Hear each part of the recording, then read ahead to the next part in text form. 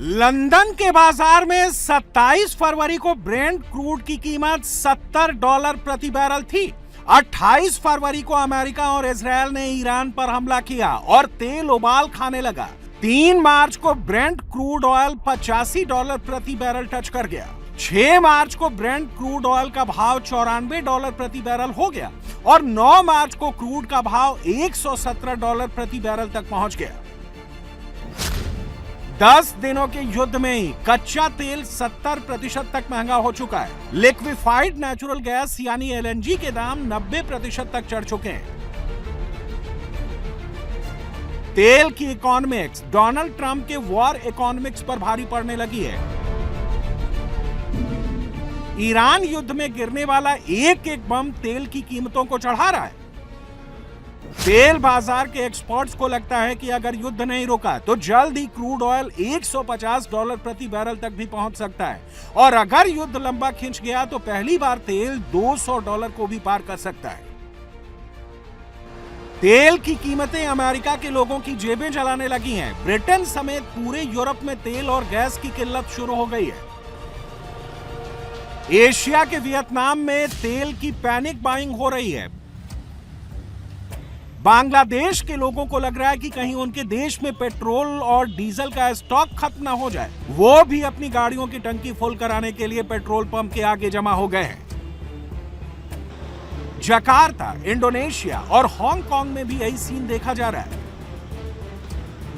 Asia तो Asia, Europe में भी तेल खरीदने के लिए लाइन लगी है, वो भी महंगी कीमतों पर।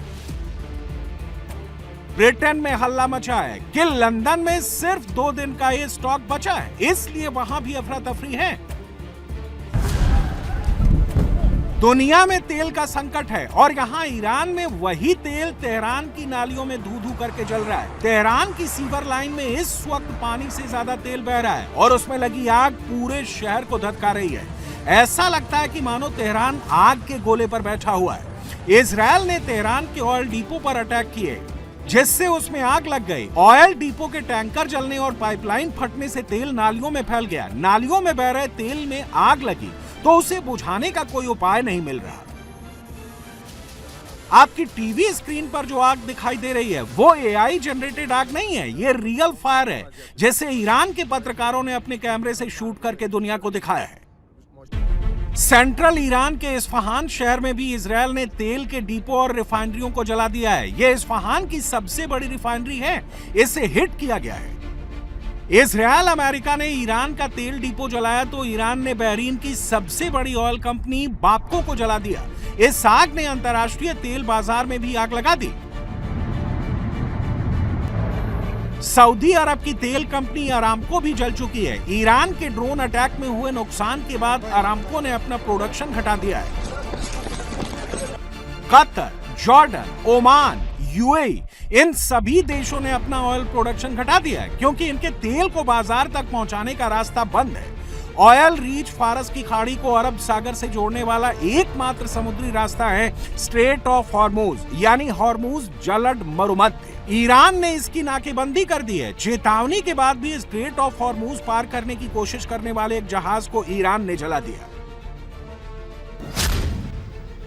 ईरान की इजाजत के बिना स्ट्रेट ऑफ हॉर्मूज से तेल का एक भी टैंकर नहीं निकल रहा है। युद्ध से पहले इस रास्ते पर औसतन 138 तेल टैंकर रोज निकलते थे, अभी मुश्किल से 8 टैंकर निकल रहे हैं। करीब 200 ऑयल टैंकर जिनमें करोड़ों बैरल तेल भरा हुआ है वो स्ट्रेट ऑफ हॉर्मूज में फंसे हुए हैं।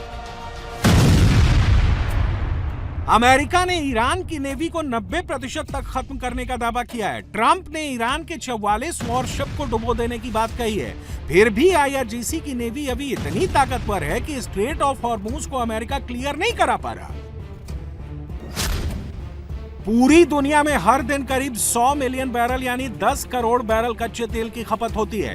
इस 100 मिलियन बैरल में से 20 मिलियन बैरल यानी 20% कच्चा तेल रोजाना स्ट्रेट ऑफ हॉर्मूज से होकर निकलता है। इसी तरह दुनिया में रोजाना 10 मिलियन बैरल यानी 1 crore barrel liquefied natural gas की खपत होती है। इसमें से 20 लाख बैरल एलएनजी यहीं से पास होता है। अभी यहां से गैस सप्लाई बिल्कुल बंद है।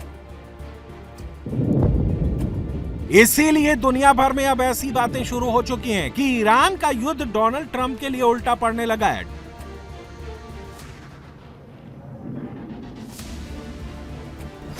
ट्रंप के दो सबसे बड़े दुश्मनों को इस युद्ध का सबसे ज्यादा फायदा मिल रहा है। ट्रंप के ये दो दुश्मन हैं, व्लादिमीर पुतिन और शी जिनपिंग। ट्रंप ने भारत सहित दुनिया के कई देशों पर यह कहते हुए 25% का पेनाल्टी टैरिफ लगाया था कि पुतिन से तेल मत खरीदो, क्योंकि तेल बेचकर पुतिन जो पैसे कमा रहे हैं उससे वो यूक्रेन युद्ध की फंडिंग कर रहे हैं। अब वही ट्रंप कह रहे हैं कि पुतिन का तेल खरीद लो, क्योंकि रूसी तेल इस वक्त दुनिया की एनर्जी सिक्योरिटी के लिए जरूरी है। पुतिन भी मौके का फायदा उठा रहे हैं, वो तेल देने को तैयार हैं, लेकिन डिस्काउंट देने को राजी नहीं है। यानी पुतिन अब तेल भी बेच रहे हैं, डिस्काउंट भी नहीं दे रहे हैं और ऊंचे भाव पर सौदा करके ज्यादा पैसे भी वसूल रहे हैं। यूक्रेन युद्ध रोकने के लिए टैरिफ लगाने का ट्रंप का पूरा लॉजिक पर्शियन गल्फ में डूब चुका है। इस वॉर इकोनॉमिक्स के पीछे तेल की इकोनॉमिक्स है, जिस पर अमेरिका का कैलकुलेशन बिगड़ गया है। ट्रंप ईरान में वेनेजुएला रिपीट करना चाहते थे, लेकिन ये हो नहीं पाया। ईरान का तेल सबसे बढ़िया क्वालिटी का है, इसे रिफाइन करना सबसे आसान है। इसकी तुलना में वेनेजुएला का तेल सबसे गाढ़ा है, उसे रिफाइन करना सबसे मुश्किल है। ईरान में सुप्रीम लीडर की कुर्सी पर नए खामेनेई बैठ गए हैं। अयातुल्ला अली खामेनेई के बेटे मुज्तबा खामेनेई को सुप्रीम लीडर चुन लिया गया है। खींच मिटाने के लिए ट्रंप ईरान पर सबसे बड़ा बम गिरा सकते हैं। यह अमेरिका का GBU-43B बम है, जिसे मदर ऑफ ऑल बम कहा जाता है। ट्रंप का यह पैंतरा क्या रिजल्ट देगा, यह देखना होगा।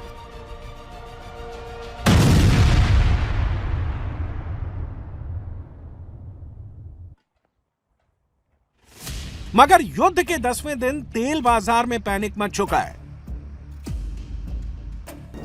ऑयल इंपोर्ट करने वाले दो सबसे बड़े देश हैं, चीन और भारत। चीन में रोजाना 11.60 मिलियन बैरल कच्चे तेल की खपत है। भारत में रोजाना 5.75 मिलियन बैरल कच्चे तेल की खपत है। चीन और भारत अपनी जरूरत का 3/4 हिस्सा इंपोर्ट से पूरा करते हैं।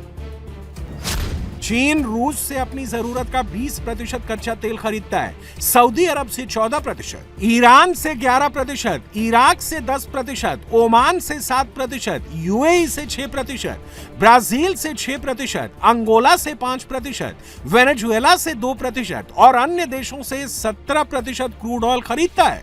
अपनी जरूरत का 2% तेल चीन अमेरिका से भी खरीदता है। विदेशी तेल पर इतना डिपेंडेंट रहने के बाद भी चीन को ईरान युद्ध से ज्यादा फर्क नहीं पड़ रहा है, क्योंकि उसने अपना स्टॉक मेंटेन करके रखा है।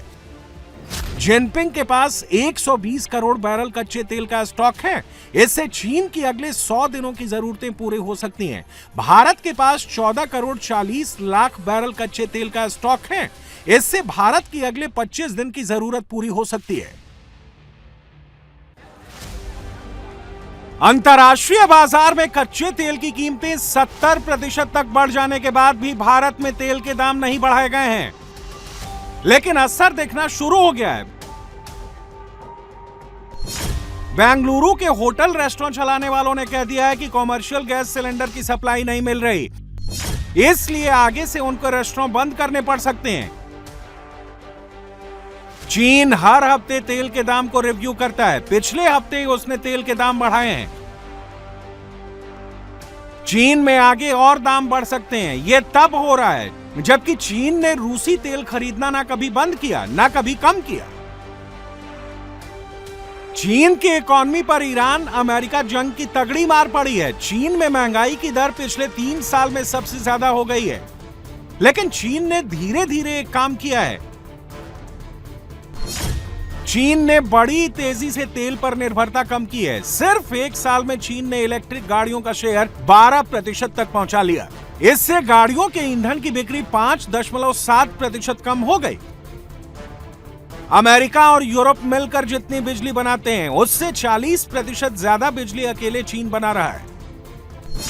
चीन में बिजली बनाने का खर्च केवल 8 सेंट प्रति यूनिट है। ब्रिटेन में बिजली बनाने में इससे 5 गुना ज्यादा पैसा खर्च होता है। अमेरिका चीन के मुकाबले 2 गुना महंगी बिजली बनाता है।